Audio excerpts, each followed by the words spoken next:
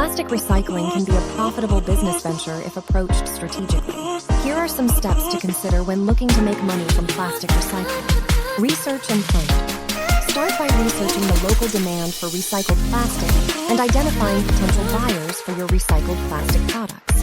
Understand the types of plastic that are in high demand and the recycling processes involved. Collect and sort. Establish a collection system to gather plastic waste. This can involve setting up recycling bins or partnering with local businesses, schools, or municipalities to collect plastic waste. Ensure that you have a proper sorting system in place to separate different types of plastic for recycling. Set up recycling infrastructure. Acquire the necessary equipment and machinery for recycling plastic, such as shredders, granulators, washers, and extruders. You may need to invest in a recycling plant or collaborate with an existing facility to process the plastic waste.